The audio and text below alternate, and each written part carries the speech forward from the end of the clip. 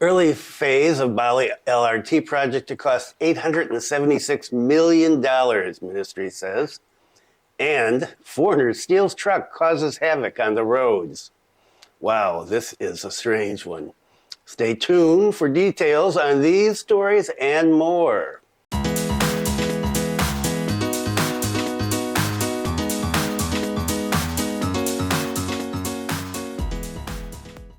Selamat siang. Welcome to the latest news from Bali in Indonesia. This is June 11th, 2024, and my name is Bruce. And what is the weather like today? 30.4 degrees Celsius, 72% humidity, and wind speed 15.8 kilometers per hour. Little windy today. And here is an answer to a question that I was asked, I think, a couple of years ago, and I wasn't able to answer it then, and I just found the answer today.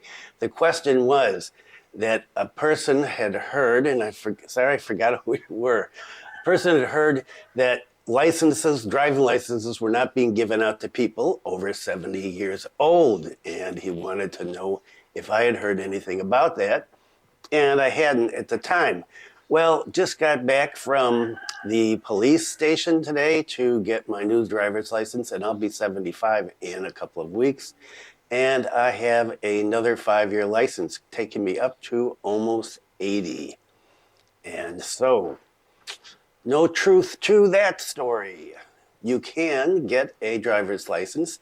And what do you need if you're renewing your driver's license? I needed a photocopy of my KTP, I needed a photocopy of my Kitab, a photocopy of my passport, photocopy of my driving license, and I had to go and get a health letter from doctor, and that was $30,000. And then I had to go and take a psychological test. That was $100,000, and did that on a tablet. That took a bit of time. And then the driver's license itself was 75,000 rupiahs, and it took me about 2.5 hours. That's up here in Singaraja. If you are doing a license up here in Singaraja, I would advise getting there at 8 o'clock in the morning, because by the time I left at 10:30, it was packed. You could barely move inside. When I got there at 8 o'clock, there were very few people there. And if I had had my letter from the doctor and my psychological test letter, well, I would have gotten out of there a lot quicker. But it took a long time, about an hour, waiting to get my photograph taken because there were so many people, and I was number 63 by that point. So you can get your license if you are over 70 years old. And let's get into the first story about the LRT, right? Traffic, a continuing problem here. And what about this? Wow, it's going to be expensive. Early phase of Bali LRT project to cost $876 million. Ministry says. The Transportation Ministry has revealed that the early stage of Bali's first underground light rail transit project, dubbed Phase 1A, is expected to cost an estimated US $876 million.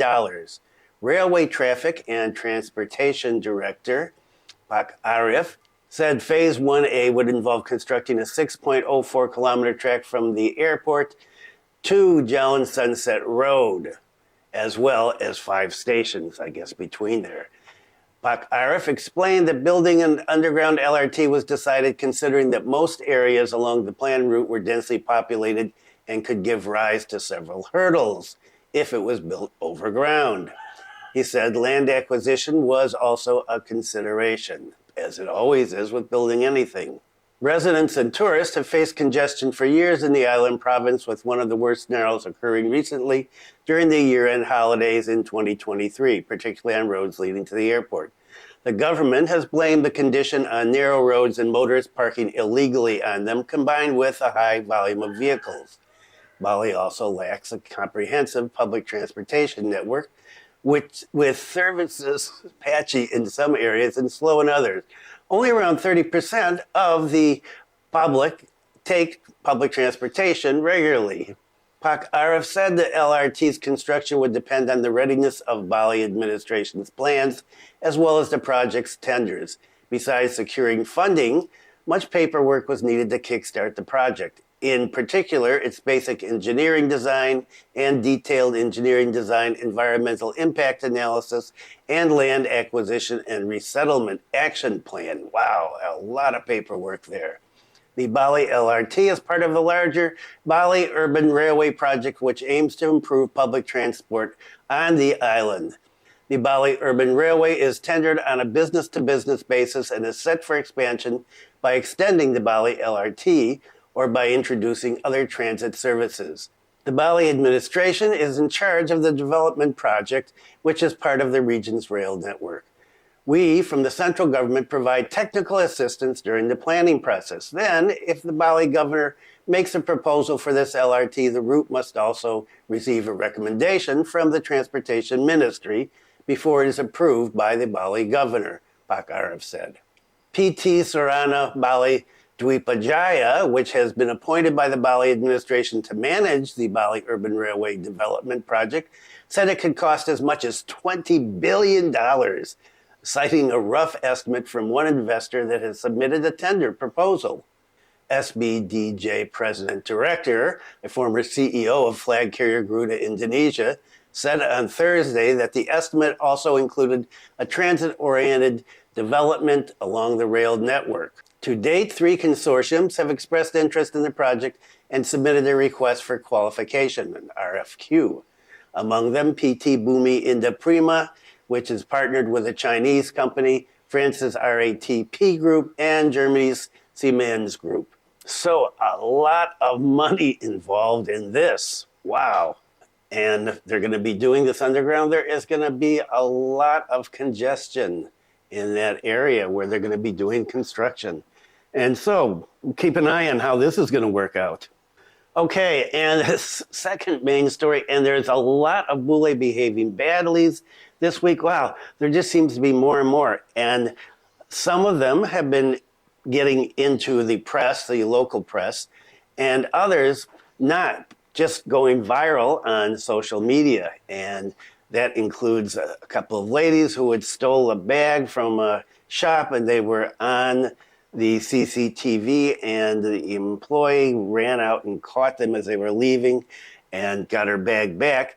And this went viral, and there's been a number of them, a lot of, it seems, petty shoplifting. I don't know why foreigners are coming here and shoplifting, if this is some habit that they've had from their home country, or if they're here and they don't have any money, or if they just think, hey, who cares, you know? It's just some Indonesians. No telling why they're doing this, but there's been a lot of this. And this case is particularly strange and dangerous. Motive not known. Caucasian who stole truck was examined today in Bali, said to be still dazed. Okay, this was yesterday. There's a new one that came out today. Basically the same, and I've added a few bits of information that came from this morning's story. A 50-year-old citizen from the UK seized a truck and caused trouble on the road. The foreigner was known to be confused and could not be questioned. That was after he was apprehended. The head of public relations for the Badung police said, "We are checking today's plans considering that the perpetrator is still in a daze." Okay, this was yesterday. Until now, police have not been able to obtain information regarding the motive behind the truck robbery. And so this morning's story, same thing. They did not mention a motive. However, his actions have really disturbed and harmed the community, especially damaging the toll gate and portals at Bali's Ngurah Rai Airport. Yeah, the guy smashed through this with a truck. When asked whether the perpetrator had any indication of using drugs or was paranoid, the head of criminal investigation unit for North Kuta Police did not answer. Well, in today's story, they're saying that he was drunk. As is known, the British citizen caused trouble by forcing himself to drive a truck onto the highway on Sunday. What's even sadder is that in seizing the truck, the action was like Grand Theft Auto game, by starting the truck and kicking and hitting the driver until he fell. His actions were very dangerous. He crashed into a number of vehicles until he was finally arrested in the airport. The robbery started in front of a ceramic shop in Kerobokan. The perpetrator took the truck by opening the door and immediately starting it. It was stated that at the time, the victim, the driver, was sleeping in his truck. He had pulled over in front of the shop around 8 o'clock at night, and he took a nap. He heard that the engine running, and he immediately woke up and sees that there's this foreigner there at 10 o'clock, a couple of hours. And at that point, he was hit, grabbed by the shoulder, and then kicked out of the truck, and the perpetrator took off. He jumped on the truck to try to get back and get the wheel, but he was pushed out again and hit the ground, and the truck sped away, hitting several motorbikes as he disappeared. At the Kerobokan prison intersection, the truck turned around and hit a vehicle that was in front of him. Then the truck was driven to Jalan Bypass Nurai and entered the Bali Mandara toll road, and then turned back towards the airport. At the entrance gate to the city area, the perpetrator at full speed immediately broke through the portal and crashed into 3 cars in the area near the departure terminal at the airport. Inside the airport, the perpetrator was finally apprehended by airport security officers. When asked for his identity card, the perp was unable to show it. He was also strongly suspected of being drunk. Currently, the perpetrator has been handed over to the Badung police to undergo further examination, and according to police sources, they're coordinating with Bali immigration. And this is a strange one. There was a case back a couple of years ago where a foreigner up here, I think it was an American, stole a car, a transport car, and drove it over from the tourist area somewhere around Saririt and then out here into the city, where he eventually took refuge in a shop and then was arrested. So this was the strangest one, and I'm going to talk about another one as well. And more bule behaving badly. Okay, not as bad as stealing a truck and smashing into a lot of vehicles and causing tons and tons of commotion, but bad nonetheless. Bad. It turns out that many tourists are cool. They don't pay for food at restaurants. A couple from Spain and Colombia are arrested. Facts show that Bali tourism is not of high quality. The reason is that many tourists have problems with the law.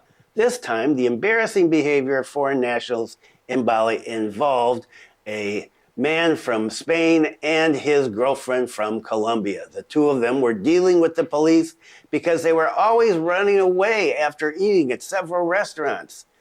Both of them were arrested on this past Friday, 7 o'clock, the 7th, at around 1 o'clock in the afternoon. The South Kuta police received a complaint from the public which stated that 2 foreigners ran away after eating at Warung Makan Made in Unggasan on Thursday around 11 o'clock at night. The shop owner and a number of witnesses confirmed this. The employee of the Warung was forced to give chase when they found out that the 2 had run away. After being found, they were escorted back to the Warung. The South Kuta police, who received the complaint, immediately carried out an investigation. The parties were found communicating in a shop. Both parties were directed to the South Kuta police to mediate a settlement because there was no common ground at the site of the incident. Even though they were at the police station, the 2 foreigners remained adamant. Finally, the man and the woman, who were both temporarily domiciled at the Oyo Berlian Hotel in Unggasan, admitted honestly that they could not pay because they didn't have any money. So they were just eating and dashing because they were broke. Because of this, the couple were taken and handed over to Badung immigration. The police said, yes, we've handed them over to immigration for further handling. It was also said that the 2 of them admitted to the police that similar actions were carried out in other restaurants as well. One in an Indian restaurant, one in another restaurant, one causing the restaurant owner to lose 680,000 rupees. Wow, what did they eat? Another one, 225,000. Another one, 318,000. Plus, they rented a motorbike, and the motorbike rental shop lost 800,000 for not being paid. And at the hotel where they're staying, they have not paid their bill for their 20-day stay. Based on information from several victims, the two foreigners were unable to pay for the vehicle or the hotel because they said they were waiting for a transfer of money from their country via Western Union. Confirmed separately, the head of public relations of the Denpasar police said that considering that the two foreigners often carried out similar actions by not paying for food, they were arrested. And now it's up to immigration to see what's going to happen. And I guess they are not going to go to jail, but probably another case of deportation. And let's look at one more bule behaving badly. South African Caucasian makes a ruckus in Canggu. It's always down in that area. A foreign national from South Africa, 32 years old, was arrested by the Badung Civil Service police for causing a disturbance at Batu Bolong area in Canggu. He's said to have thrown bottles and disturbed the comfort of the local community. He was detained by officers because he was making residents anxious. Police said the foreigner has been throwing a tantrum since morning by throwing bottles in the Jalan Batu Bolong area. The police spokesperson explained that on Saturday afternoon, M's actions were getting so out of control that the local community police felt that they needed to take further action. They contacted the Karama Badung Sehat health team to handle the situation. The perp was given a sedative and then handed over to Sapo PP to be taken to North Kuta Health Center. At North Kuta Community Health Center, Edma was examined by the medical team and diagnosed as being schizophrenic or suffering a serious mental disorder. M's unstable mental health condition is most likely the cause of his aggressive behavior, they said. After making their initial diagnosis, they handed him over to a larger hospital. And until now, further information regarding treatment and steps taken by the hospital is still being awaited. The hospital will inform immigration authorities about the condition of the foreigner for further action regarding his immigration status. And there is a story that has gone viral, another story that's gone viral about some Indian tourists getting in trouble with guides. And there is another shoplifting incident where a person was caught as they were walking out by the employees. All this is on TikTok and Instagram. It's just bizarre what's going on here. I don't know. We're getting more and more cases of bules behaving badly. And maybe that is related to the upcoming high season. And so is this what we can expect? Okay, that is it for today. Thanks for viewing. Be kind to someone today. Stay safe. And I will see you next time.